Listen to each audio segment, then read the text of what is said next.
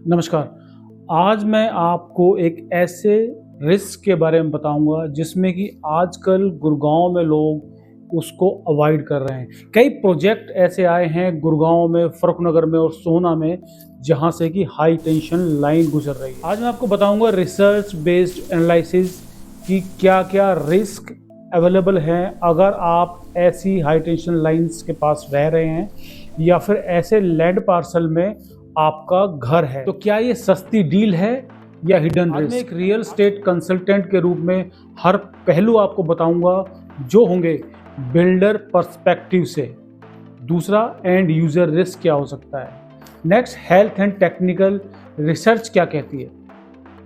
Next, property price का क्या impact आता है। इन्वेस्टमेंट एंड एप्रिसिएशन एनालिसिस भी आपको बताऊंगा। ये वीडियो स्पेशली बायर्स इन्वेस्टर्स के लिए बहुत ही इंपॉर्टेंट वीडियो है, इसको लास्ट तक जरूर देखिएगा। सबसे पहले समझते हैं हाई टेंशन लाइन होती क्या है।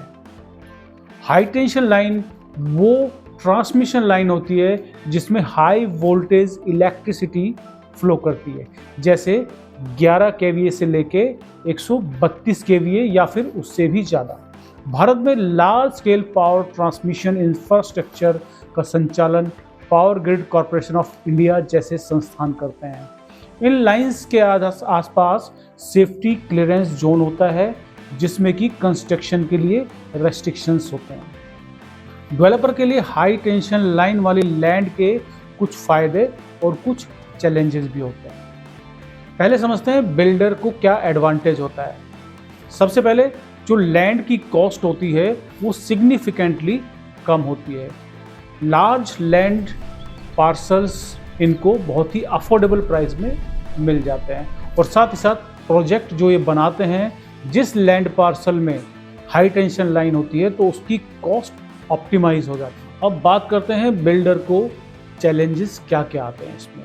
सबसे पहला जो चैलेंज आता है बिल्डर को कि लेआउट में रेस्ट्रिक्शंस होते हैं, क्योंकि लेआउट में जब रेस्ट्रिक्शंस होते हैं तो बिल्डर अपने तरीके से वहाँ पर जहाँ पर हाई टेंशन लाइन है जिस लैंड पार्सल में, वहाँ पर बिल्डिंग को प्रॉपरली बना नहीं सकता है। साथ ही साथ जो उसको ग्रीन एरिया छोड़ना है या फिर एसटीपी ईटीपी बनाना है तो उसको प्रॉपर प्लानिंग के थ्रू ही और गवर्नमेंट से अप्रूव करा के ही बनाना पड़ता है, ताकि वहाँ पर रहने वाले लोगों की जान को कोई भी रिस्क ना हो। उस लैंड पार्सल में हाइट की लिमिटेशन भी होती है, क्योंकि जब high tension line land parcel के ऊपर से जाती है तो एक सेफ डिस्टेंस यानी कि हाइट से ऊपर बिल्डर उस बिल्डिंग को लेकर के नहीं जा सकता है। इसके लिए इनको अथॉरिटी से प्रॉपर अप्रूवल लेना पड़ता है। साथ ही साथ जो अगला चैलेंज आता है वो है सेलिबिलिटी लो होना, यानी कि जब कोई प्रोजेक्ट इस ऐसे लैंड पार्सल में लेकर के आता है तो वहाँ पर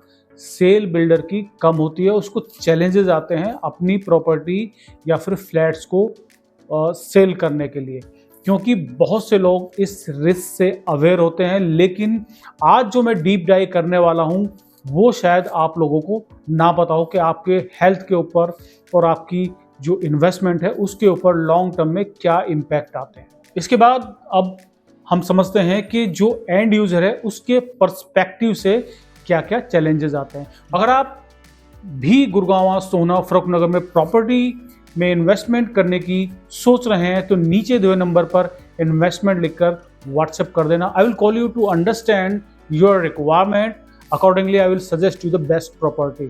अब बात करते हैं एंड यूजर पर्सपेक्टिव से।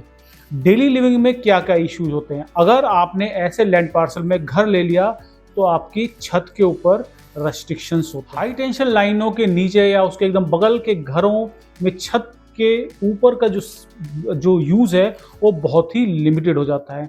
ऊंचाई की पाबंदी, आप अपनी छत पर कोई भी स्थायी या अस्थायी निर्माण जैसे शेड, टीन की छत या अतिरिक्त रूम वहां पर कंस्ट्रक्शन नहीं कर सकते।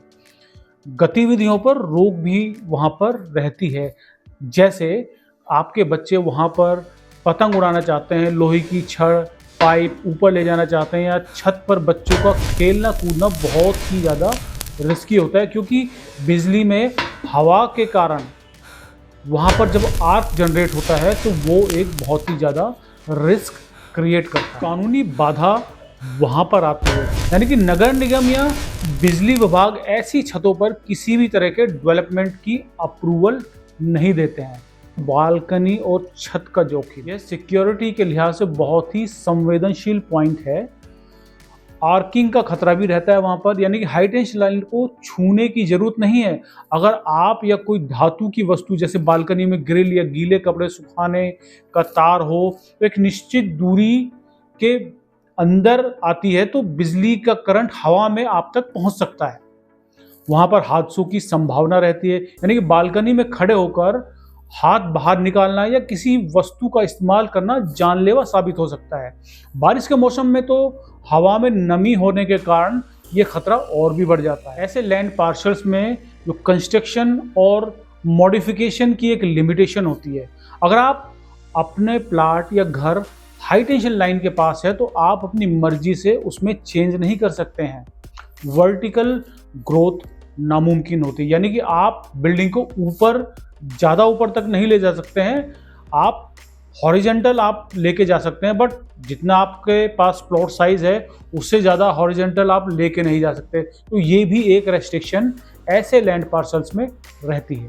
रिपेयरिंग में प्रॉब्लम आना, यानी कि फ्यूचर में घर की बाहरी पेंटिंग या मरम्मत के लिए जब स्कैफोल्डिंग बांधना होता है तो स्कैफोल्डिंग जो पाइप होते हैं वो आयरन के होते हैं, लोहे के होते हैं।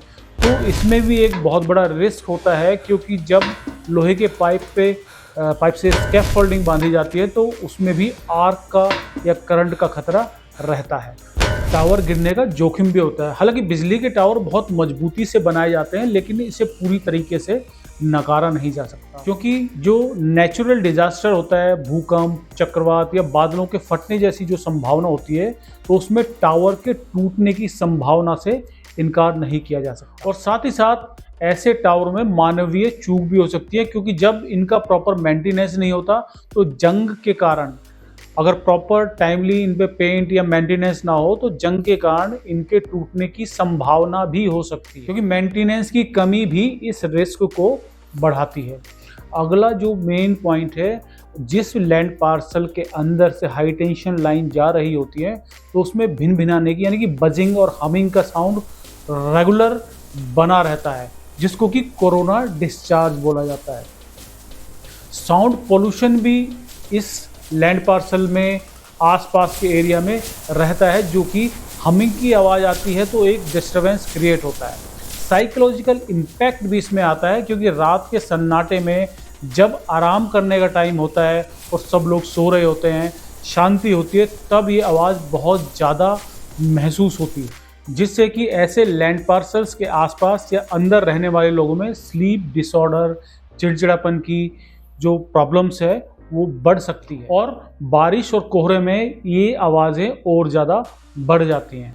विजुअल डिस्टरबेंस भी रहता है। आप चाहे जितना भी आलीशान घर बना लें, लेकिन खिड़की या बालकनी खोलते ही जब आपके सामने काले तार, विशाल लोहे के टावर दिखते हैं तो घर की जो खूबसूरती है वो ख़त्म हो जाती है। विशाल टावरों की छाया और तारों का जाल रहने वालों में एक तरह का मनोवैज्ञानिक डर और कैद होने का एहसास पैदा करता है, जिससे घर में रहने वाले का अनुभव बहुत ही प्लेजेंट नहीं रहता है।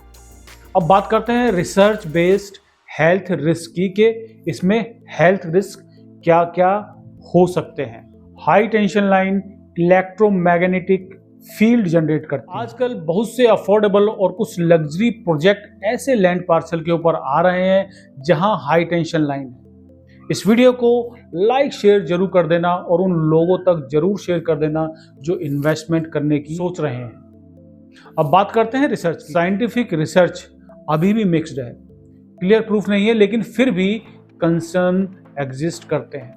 एपिडेमोलॉजिकल अध्ययनों ने बिजली की लाइनों के पास रहने वाले बच्चों में बचपन के ल्यूकेमिया के जोखिम में मामूली वृद्धि का सुझाव दिया है। ल्यूकेमिया एक कैंसर की फॉर्म है। रियल स्टेट की रियलिटी क्या कहती है?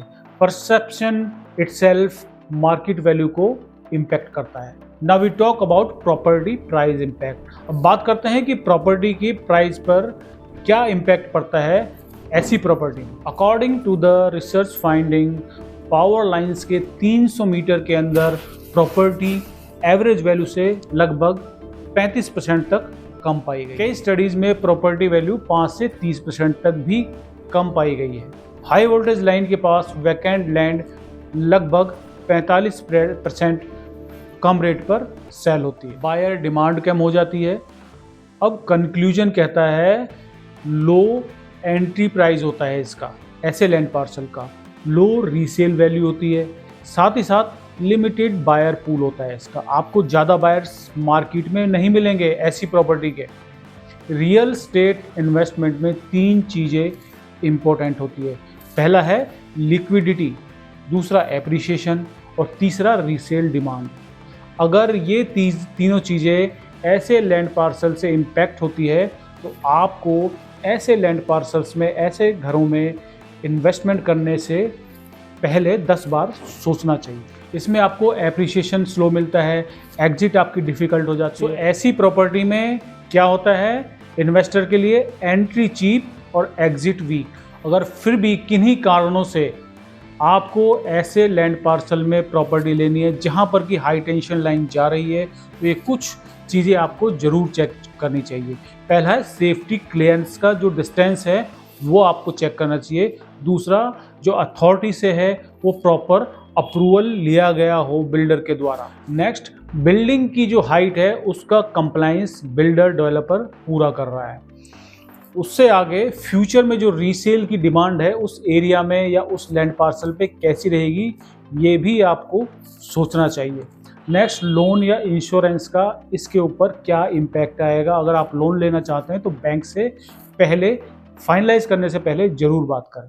लेकिन अगर प्रॉपर्टी और आपके घर के ऊपर, यानी मैं आपके घर के ऊपर की बात करूं, डायरेक्ट हाई टेंशन लाइन जा रही है, तो वो प्रॉपर्टी तो आपको बिल्कुल ही अवॉइड कर देनी चाहिए। प्रॉपर्टी को आप सिर्फ प्राइस से नहीं, risk plus usability plus future value से डिसाइड कीजिए। अगर आपने मेरे YouTube चैनल को सब्सक्राइब नहीं किया है तो इस YouTube चैनल को सब्सक्राइब कर देना, और साथ ही साथ अगर आपको वीडियो वर्थ लगा तो इसको लाइक ज़रूर कर दीजिए।